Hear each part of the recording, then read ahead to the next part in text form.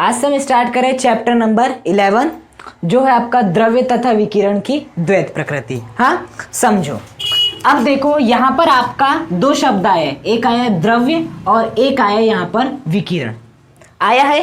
अब यहाँ पर इसका मतलब क्या है, देखो द्रव्य का मतलब क्या होता है आपका पदार्थ, द्रव्य का मतलब क्या होता है आपका पदार्थ। हाँ, और यदि हम सामान्यतः बात करें विकिरण, तो विकिरण का अर्थ क्या होता है आपका प्रकाश, विकिरण का अर्थ क्या होता है आपका प्रकाश होता है। इतनी बात समझ में आई, द्रव्य मतलब पदार्थ और विकिरण मतलब प्रकाश। हाँ, द्वैत प्रकृति मतलब दोगुला व्यवहार, दोगुला व्यवहार मतलब दो प्रकार से व्यवहार दिखाना। जैसे कि यदि मैं बात करूं, एक स्टूडेंट टीचर के साथ अलग व्यवहार रखता है, दोस्तों के साथ अलग, माता पिता के साथ अलग रखता है, तो उसी प्रकार से क्या बोलेंगे कि उसकी प्रकृति अलग अलग है हर किसी के साथ। हाँ, तो उसी प्रकार से चाहे आपका द्रव्य हो चाहे आपका विकिरण हो, उसकी भी द्वैत प्रकृति होती है। क्या होती है? द्वैत प्रकृति होती है।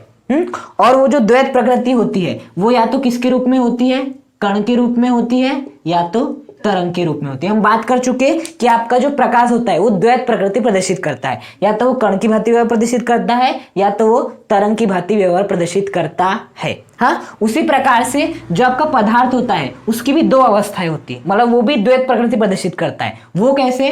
एक करता है वो कण के समान, जैसे कि आप जानते हो मार्कर, ये क्या है आपका, ये आपका पदार्थ है, ये आपका पदार्थ है जो कि कणों से मिलकर बना है। इसके बारे में जानते हैं, आप हो गए, ये आपका ट्राइपॉड हो गया, मोबाइल हो गया, या आपकी चेयर हो गई, ये सब क्या है आपके, ये सब है आपके पदार्थ, है ना। और हम सभी जानते हैं पदार्थ की जो कणी प्रकृति होती है उसके बारे में हम सभी जानते हैं। हाँ, इसकी और एक प्रकृति होती है और वो क्या होती है आपकी तरंग प्रकृति। मतलब ये जो हम मार्कर देख रहे हो ना, ये तरंग की भी प्रकृति प्रदर्शित करता है। किसकी प्रकृति प्रदर्शित करता है? तरंग की भी प्रकृति प्रदर्शित करता है। हाँ, अब कैसे प्रदर्शित करता है? देखो, जो क्वांटम फिजिक्स है ना, क्वांटम फिजिक्स ये कहती है कि इस दुनिया में कण जैसा कुछ है ही नहीं। प्रत्येक चीज, प्रत्येक पदार्थ का जो मूलभूत आधार है वो क्या आपकी तरंग है। क्या है? आपकी तरंग है। देखो वो मैं आपको बता दो कैसे। जैसे कि यदि हम बात करें आपकी अणु की, किसकी बात करें? अणु की बात करें, तो अणु किससे मिलकर बना होता है? छोटे छोटे परमाणु से मिलकर बना होता है। अब यदि मैं बात करूं परमाणु किससे मिलकर बना होता है, तो बना होता है, परमाणु जो मिलकर बना होता है वो होता है इलेक्ट्रॉन, प्रोटॉन और न्यूट्रॉन से मिलकर बना होता है, इलेक्ट्रॉन, प्रोटॉन, न्यूट्रॉन। अब ये जो आपका इलेक्ट्रॉन है वो किससे मिलकर बना होता है? यदि हम बात करें, वो जो इलेक्ट्रॉन रहता है वो आपके क्वार्ट्ज एक कण रहता है जिससे कि आपका इलेक्ट्रॉन मिलकर बना होता है आपका। हाँ, अब क्वार्ट्ज से भी छोटा क्या होता है? क्वार्ट्ज से भी छोटा क्या होता है? तो याद रखना, क्वार्ट्ज से भी यदि आप क्वार्ट्ज के अंदर जाके देखोगे तो आपको पता क्या मिलेगी? आपको मिलेगी ऊर्जा। क्या मिलेगी? ऊर्जा मिलेगी। और वो जो ऊर्जा रहती है ना, वो किसके रूप में रहती है? तरंग के रूप में रहती है ना। हमने लिए थे क्या? अणु, लेकिन जैसे जैसे उसके अंदर जाते गए हमें मिला अंत में क्वार्ट्ज मिला, है ना, जो कि उसका सबसे सूक्ष्मतम रूप है। उसके अंदर तो हम जा ही नहीं सकते, लेकिन यदि हम उसके अंदर भी जाते देखते तो आपको एक ऊर्जा दिखाई देती है, और वही ऊर्जा किसके रूप में होती है? तरंग के रूप में होती है। मतलब ये जो अणु है वो किससे मिलकर बना है? आपके तरंग से मिलकर बना है। मतलब वो तरंग की प्रकृति भी शो करेगा। ये आपकी कौन कहती? क्वांटम फिजिक्स कहती है आपकी। हाँ, और बताओ, जब अणु मिलते हैं तो क्या बनता है? आपका ठोस बनता है। ठोस बनता है, या एक प्रकार से बोल सकते हो कि आपका पदार्थ का निर्माण होते जाता है। मतलब पदार्थ का भी जो मूल हुआ वो क्या हुई? यही ऊर्जा रही जो कि तरंगों के रूप में होती है। तो क्वांटम फिजिक्स यही मानता है कि आपका जो कोई भी पदार्थ है उसका जो मूलभूत आधार रहता है वो क्या रहता है? आपका तरंग रहता है। हाँ, कणी प्रकृति के बारे में तो हम सभी जानते हैं, लेकिन यदि हमें किसकी तरंग प्रकृति के बारे में जानना है तो हमें क्वांटम फिजिक्स का अच्छे से अध्ययन करना पड़ेगा। हाँ, जैसे कि यदि मैं बात करूं, आपका इलेक्ट्रॉन क्या है? एक पदार्थ है, क्योंकि पदार्थ पता है किसे कहते हैं? पदार्थ वो चीज होती है दुनिया की जिसका कुछ द्रव्यमान होता है और जो कुछ स्थान घेरता है। ये इसका कुछ द्रव्यमान है, इसे मैं कहीं पे रखूंगा तो कुछ स्थान घेरेगा। मैं भी एक क्या हूं? पदार्थ हूं। ये आपकी जो गैसेस है वो भी क्या है? पदार्थ है, क्योंकि वो भी कुछ स्थान घेरती है। हाँ, और वो भी, उनका भी कुछ द्रव्यमान होता है। जैसे ऑक्सीजन का कितना होता है? 16 ग्राम होता है, उनका भी भार होता है ना। तो यदि हम बात करें इलेक्ट्रॉन, इलेक्ट्रॉन का भी द्रव्यमान होता है। हाँ, और साथ ही साथ ये कुछ स्थान भी घेरता है, तो ये भी क्या हुआ, पदार्थ हुआ। अब हम सभी जानते जो इलेक्ट्रॉन रहता है वो किस किस की भांति कार्य करता है, वो कण की भांति व्यवहार प्रदर्शित करता है और तरंग की भांति व्यवहार प्रदर्शित करता है। लुईस डी ब्रोगली ने बताए थे कि जो आपका इलेक्ट्रॉन है वो दो गुली प्रकृति प्रदर्शित करता है, वो कण की भांति व्यवहार प्रदर्शित करता है, तरंग की भांति व्यवहार प्रदर्शित करता है। हाँ, ये हमने क्लास 12 केमिस्ट्री में अच्छे से पढ़े थे। देखो यही हुआ था कि पहले हम कण के रूप में मान रहे थे इलेक्ट्रॉन को, तो जब इलेक्ट्रॉन की खोजने की बात हुई तो आपके थॉमसन का मॉडल आया, रदरफोर्ड का मॉडल आया, किस किस का मॉडल आया, और आपका बोर का परमाणु मॉडल आया। लेकिन जैसे लुईस डी ब्रोगली आए, उन्होंने एक समस्या खड़ी कर दी, उन्होंने समस्या खड़ी कर दी कि नहीं, इलेक्ट्रॉन तरंग की भांति व्यवहार प्रदर्शित करता है। हाँ, अब यहां पर बात हो गई कि यदि इलेक्ट्रॉन तरंग की भांति व्यवहार प्रदर्शित कर रहा है, अब उसकी स्थिति कैसे बताई जाए, है ना।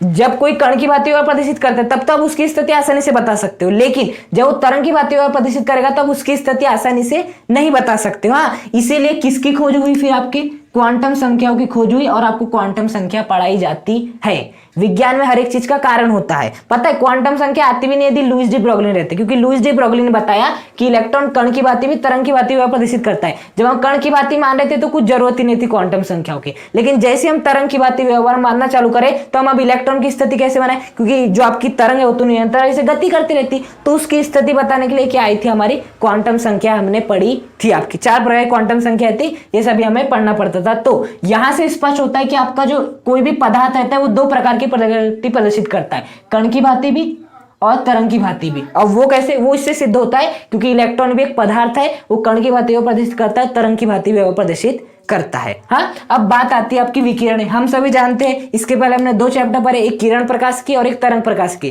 किरण प्रकाश में हमने क्या माने थे कि जो प्रकाश कणों से मिलकर बना है, सीधी रेखा में गमन करता है, जबकि हमने तरंग प्रकाशी में क्या पढ़े थे, तरंग प्रकाशिकी में हमने ये पढ़े थे कि जो आपका प्रकाश है वो तरंग के रूपों में चलता है। हाँ, तो जब प्रकाश तरंगों के रूप में चलता है तो कौन कौन सी घटना प्रदर्शित करता है, व्यतिकरण, विवर्तन, ध्रुवण, ये सभी घटनाएं प्रदर्शित करता है। परावर्तन, अपवर्तन की भी घटना प्रदर्शित करता है।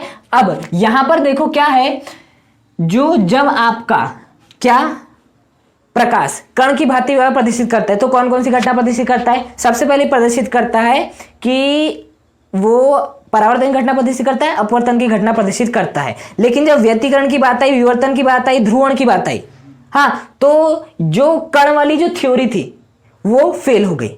तो कौन सी थ्योरी, हाइगन का द्वितीयक तरंगिकाओं का सिद्धांत आया।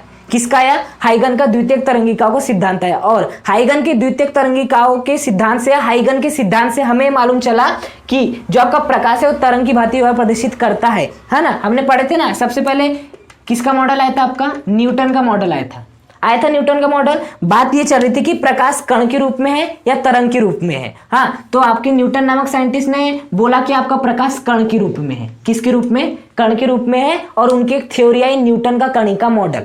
हाँ, ये लगभग कब आई थी, 1675 तक। हाँ, अब जैसे उन्होंने थ्योरी प्रस्तुत की सभी लोग मान गए, क्योंकि न्यूटन उस समय के प्रसिद्ध वैज्ञानिक थे। अब उन्होंने जो कह दिया कई लोगों के लिए तो वही सही होता था। तो 100 साल तक हम प्रकाश को क्या मानते रहे, कण ही मानते रहे। हाँ, लेकिन फिर लगभग 100 साल बाद कौन सी थ्योरी है आपकी, हाइगन की थ्योरी है। हाइगन की थ्योरी में बताया कि प्रकाश किसके रूप में रहता है, तरंगों के रूप में होता है। अब क्या हुआ, आपका प्रकाश आया इस प्रकार से और आपका प्रकाश चले गया। ये वाली थ्योरी न्यूटन के मॉडल से स्पष्ट हो रही थी। प्रकाश आया, आपके कांच को पार किया और दूसरे माध्यम में चले गया।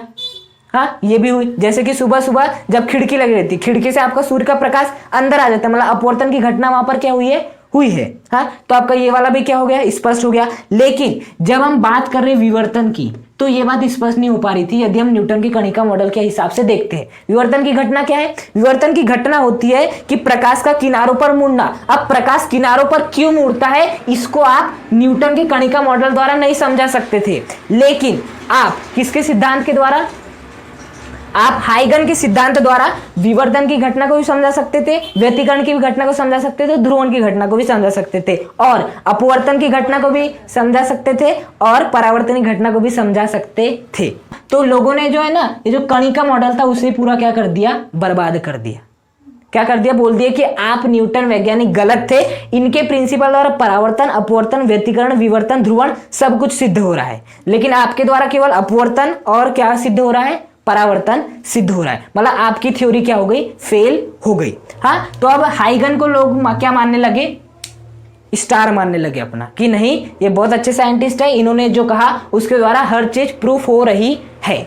फिर क्या हुआ, लोगों के सामने बड़ी ही एक अटपटी सा प्रभाव सामने आया। वो क्या था आपका प्रकाश विद्युत प्रभाव।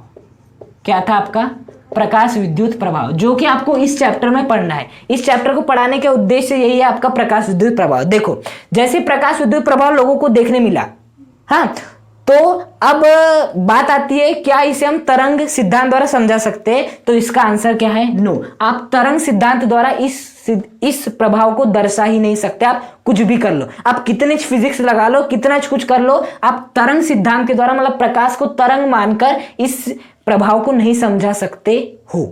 हाँ, मतलब कि इस सिद्धांत को केवल तब समझाया जा सकता था जब आप प्रकाश किसकी भांति कार्य करता है, कण की भांति व्यवहार प्रदर्शित करता है। मतलब ये स्पष्ट हो गया था कि कहीं ना कहीं आपका जो प्रकाश है वो कण की भांति व्यवहार प्रदर्शित करता है और तरंग की भांति व्यवहार प्रदर्शित करता है। हमेशा याद रखना, प्रकाश विद्युत प्रभाव की घटना को केवल आप तभी समझा सकते हो जब आप प्रकाश को कण मानोगे। यदि आपने प्रकाश को तरंग मान लिए तो कोई भी फिजिक्स लगा लो, कुछ भी कर लो, आपको कुछ भी नहीं मिलने वाला है, आपको कुछ भी प्राप्त नहीं होने वाला है।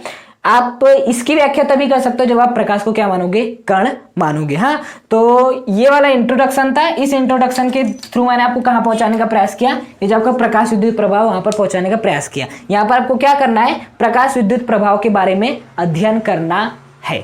हाँ, अब यदि हमें प्रकाश विद्युत प्रभाव को अच्छे समझना है, देखो अभी मैं प्रकाश विद्युत प्रभाव का थोड़ा सा बता देता हूँ, इसको डीप में हम बाद में पढ़ेंगे, उसके लिए हमें फोटोन को पढ़ना है। लेकिन मैंने प्रकाश विद्युत प्रभाव को छेड़ दिया टॉपिक, तो थोड़ा सा बता देता हूं होता क्या है। देखो मान लेते हैं ये क्या आपकी धातु है। अब इस धातु पर जैसे आपका क्या आपतित होता है, विद्युत चुंबकीय तरंग आपतित होती है, तो इस धातु की सतह से इलेक्ट्रॉन निकलने लगते हैं। क्या होते लगते, इलेक्ट्रॉन निकलने लगते हैं। अब यदि इलेक्ट्रॉन निकलेंगे तो यही घटना क्या है, प्रकाश विद्युत प्रभाव कहलाती है। हाँ, किसी धातु की सतह पर जब आपका प्रकाश क्या होता है, आपतित होता है, या विद्युत चुंबकीय तरंग आपतित होती है, तो उस धातु की सतह से इलेक्ट्रॉन निकलने लगते हैं। यही क्या है, प्रकाश विद्युत प्रभाव। प्रकाश डालने पर मुक्त इलेक्ट्रॉन उत्पन्न हुए जो कि धारा को प्रवाहित करते हैं, इसलिए इस प्रभाव क्या कहते हैं, प्रकाश विद्युत प्रभाव कहते हैं। ये पूरा नहीं है, इसमें और भी कुछ है, लेकिन शॉर्टेज के लिए मैं बता रहा हूं। अब बताओ यही डेफिनेशन यदि पूरी होती तो ये भी फिर सच होता। क्या सच होता, देखो जो महिलाएं लोग होती है वो क्या पहनती है, ज्वेलरी, सोने की ज्वेलरी पहनती है। यदि जो मैंने कहा अभी, जैसा मैंने कहा, यदि वो ही सच हो, तो यदि वो जब धूप में निकलेंगे, जो ज्वेलरी वो लोग पहने रहते हैं वो भी धातु रहती है, तो जैसे उस पर प्रकाश आपतित होगा, इलेक्ट्रॉन क्या होंगे, बाहर निकलेंगे। अब यदि इलेक्ट्रॉन बाहर निकलेंगे तो यदि वो थोड़ी देर भी धूप में रहेगी तो जो सोना है ना वो हल्का सा क्या हो जाएगा, कम हो जाएगा। ज्यादा देर रहेगी तो पूरा सोना गायब हो जाएगा। लेकिन क्या ऐसा होता है, नहीं होता। मतलब जो भी हमने प्रकाश विद्युत प्रभाव पढ़े ना, वो भी हमने अभी भी अच्छे से नहीं पढ़े हैं। बस मैंने ओवरव्यू बताया कि प्रकाश विद्युत प्रभाव क्या होता है, धातु की सतह पर प्रकाश आपतित हुआ, इलेक्ट्रॉन निकल गए, यही घटना क्या कहलाती है, प्रकाश विद्युत प्रभाव। ये ओवरव्यू है, ये असली डेफिनेशन नहीं है। यहाँ पर हमें कुछ कारक को भी ध्यान देना रहता है। तो बात समझ में आई। अब इसे यदि हमें समझना है तो सबसे पहले किसे समझना पड़ेगा, हमें इस चैप्टर को स्टार्ट करने से पहले फोटोन को समझना पड़ेगा। किसे समझना पड़ेगा, फोटोन को समझना पड़ेगा।